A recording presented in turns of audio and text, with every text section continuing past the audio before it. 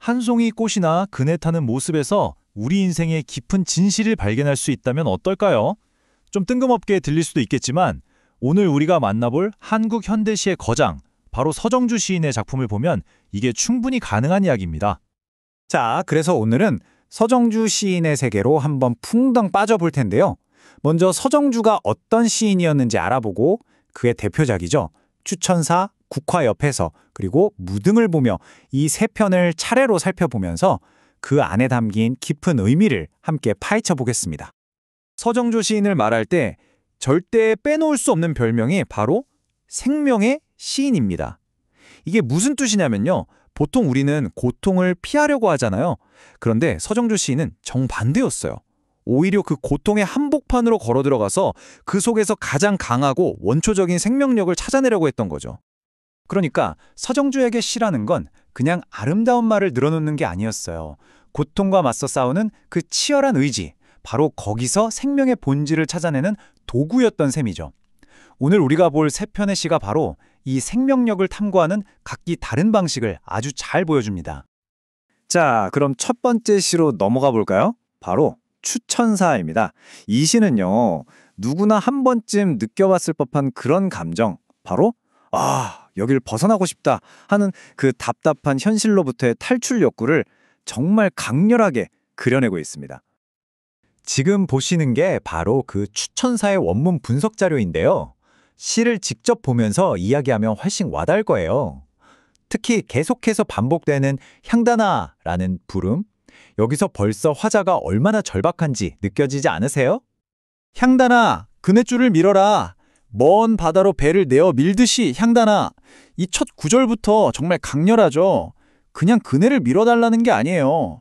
마치 항구에 묶인 배를 저 망망대해로 밀어내듯이 이 좁은 공간을 박차고 나가고 싶다는 아주 절박한 외침인 겁니다. 자, 그럼 이 시에 나오는 상징들을 한번 풀어볼까요? 여기서 그네는 뭘까요? 바로 이 지긋지긋한 현실을 벗어나게 해주는 장치인 거죠. 그리고 그네를 타고 날아가고 싶은 바다는 화자가 꿈꾸는 이상적인 세계, 미지의 세계를 뜻합니다. 그럼 향단이는 이 탈출을 도와줄 수 있는 조력자고요. 마지막으로 밀어라. 이 한마디에 이 모든 걸 벗어나고 싶다는 화자의 간절한 의지가 다 담겨 있는 겁니다. 자, 다음 시로 넘어가겠습니다. 국화 옆에서인데요.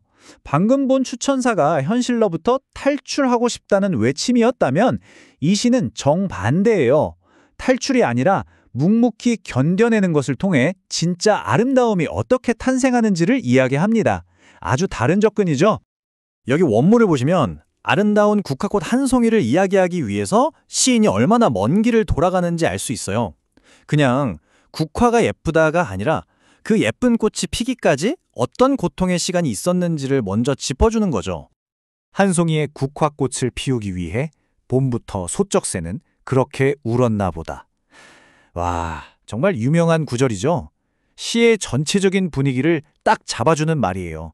그러니까 저 아름다운 결과물 하나를 위해서 그 뒤에는 보이지 않는 오랜 기다림과 슬픔의 시간이 있었다는 걸 암시하는 겁니다.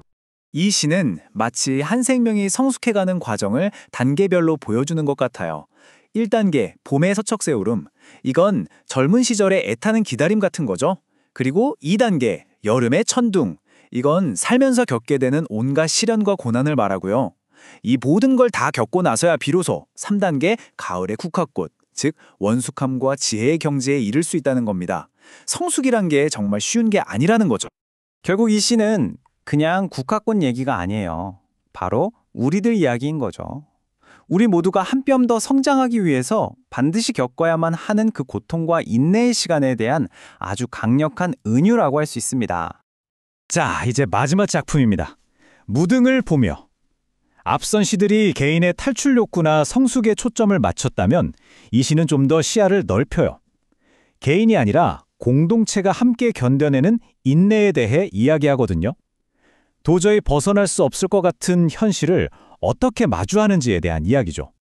이 시의 분석 내용을 한번 보세요. 여기서 정말 인상적인 건 그 혹독한 가난 속에서도 인간의 존엄성을 지키려는 태도입니다. 가난하다고 해서 부끄러워하거나 비굴해지는 게 전혀 없어요. 이 시의 핵심은요, 바로 관점의 전환에 있어요. 보통 가난은 극복해야 할 문제라고 생각하잖아요. 근데 이 시에서는 가난을 저기 우뚝 솟은 무등산처럼 그냥 우리에게 주어진 자연 조건의 일부로 받아들입니다. 그리고 그 벌거벗은 상태를 부끄러워하지 않고 묵묵히 견뎌내는 것, 그걸 바로 강인함이자 존엄이라고 말하는 거죠. 정말 대단한 발상 아닌가요? 자, 지금까지 세 편의 시를 살펴봤습니다. 현실에서 탈출하려는 몸부림, 고난을 통해 성숙해가는 과정, 그리고 운명처럼 주어진 가난을 인내하는 모습까지. 그럼 이 시들이 우리에게 궁극적으로 말해주는 삶의 지혜는 뭘까요? 한번 정리해보죠. 결국 서정주 시인의 세계관을 한마디로 요약하면 이거예요. 고통 속에 답이 있다.